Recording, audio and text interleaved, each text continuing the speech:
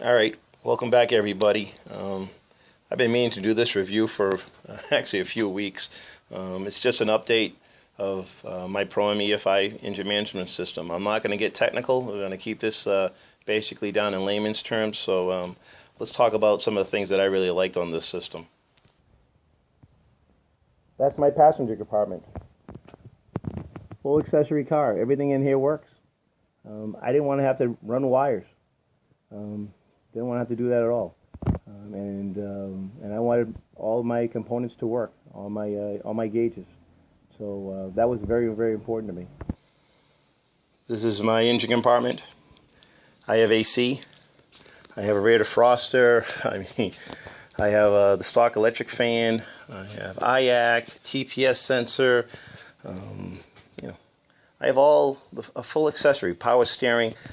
Again, I didn't want a system where I had to do any wiring or cutting or splicing or any of that stuff. Basically, I was looking for that same OEM quality that I had on my original harness. And here's a plug right here. It looks exactly, actually it is. It's the same plug that you get on your stock harness from Ford. And that's what I got on this harness. My last harness lasted, 19 years. I had no issues. I believe in this thread. I took a picture of it. It was a little greasy, but other than that, it worked fine. I didn't have wiring issues. Over here is my Pro M meter. Nothing special. It's just a 3-inch Pro Tube. Works great. One thing I wanted to do is I sent it back out to Pro M to make sure it was calibrated correctly, and it was. So no issues there, and that's the heart and soul of the system. That thing is basically measures air mass. And it does a great job of doing it, okay?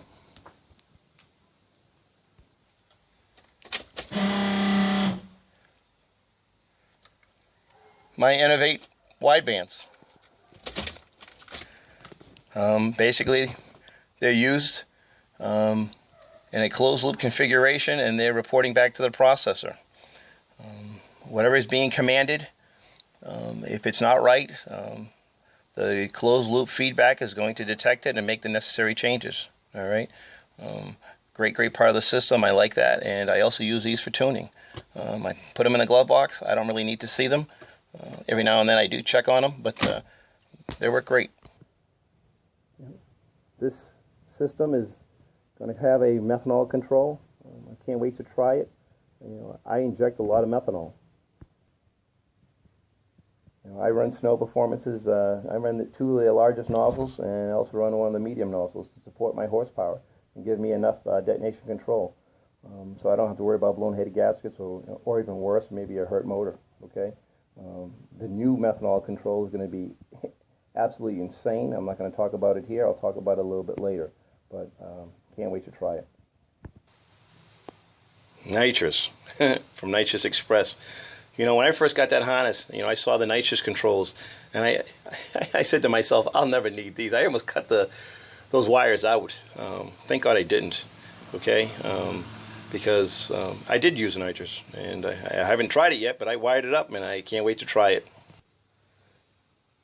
On this particular system, the engine management system is going to handle all of the injection on this nitrous system.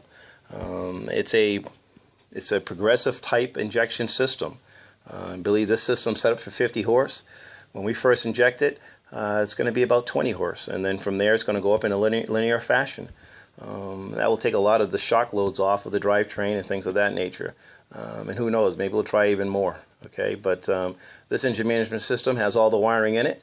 Thank God I didn't cut it out, and it was simple enough to use. A lot of the wiring in this, actually all the wiring in this system has all the writing on it. It tells you exactly what it's for. So I was very, very surprised and happy to see that. So again, you guys will see a review on my nitrous system soon.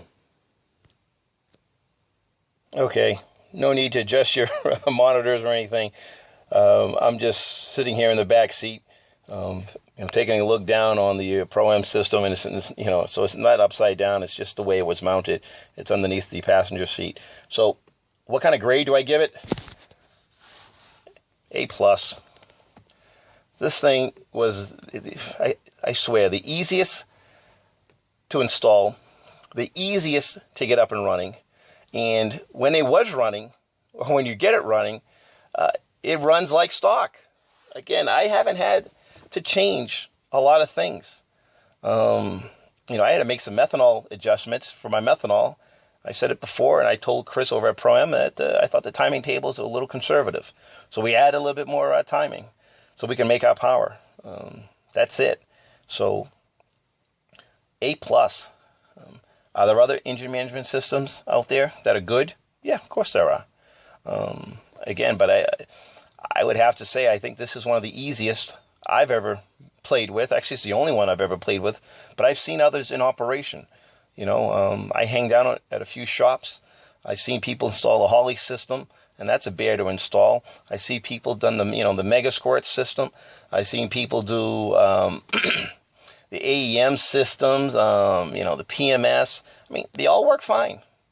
But to get a car up and running well, no surging when you're driving, no stalling when you're at lights or at a stop sign, no issues. It's just like stock, and I can't stress that enough. So when we went to the dyno, we had a filter on right here, right on the inlet of the supercharger. That thing was restrictive to about the tune of 90 horsepower to the rear tire. Took it off, boom, 90 horsepower comes back. That's the beauty of this system, of a mass air, load-based, EFI engine management system. We made no changes. So, I challenge anybody, any of the other systems out there to do that. I don't know if they can. If they can, then great. You guys got a great system. But, we changed camshafts, no changes. Long tube headers, no change to the tune. Again, took off a very restrictive air filter and made another 90 horsepower to the tire. No changes. And the car ran fine. Ran absolutely fine. So, again, a huge check mark for Pro-M EFI for, actually building or designing a system that works well, okay, especially for a daily driver.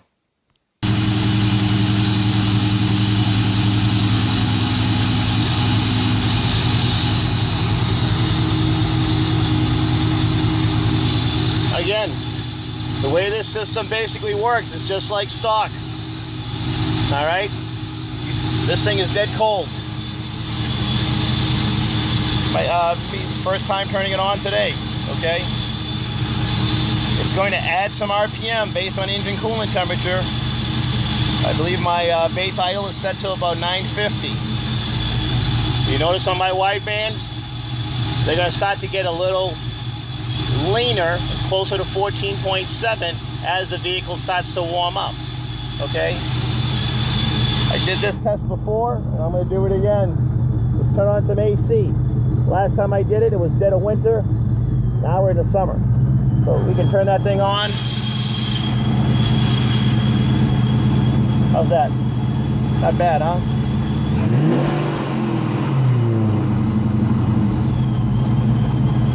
I think that's just like stock. Actually, no, I'm going to correct myself. That is like stock, okay? Not bad. Not bad.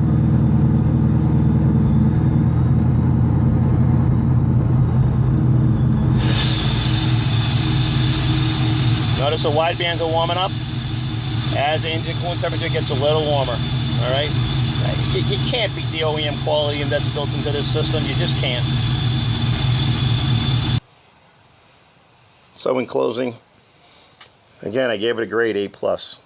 During my whole review, I took a few videos. People wanted to see certain things, or wanted to see me drive and shift it and put it in neutral, and people were having issues. I wasn't having any issues. I took videos of that and showed you no surging, no shutting off, all those different things. And all those videos were basically taken to prove to you guys and prove to people who wanted to see them how the system worked. Obviously, they were having a problem with whatever engine management system they were using, because I can tell you right now, they weren't using a Pro-M EFI system.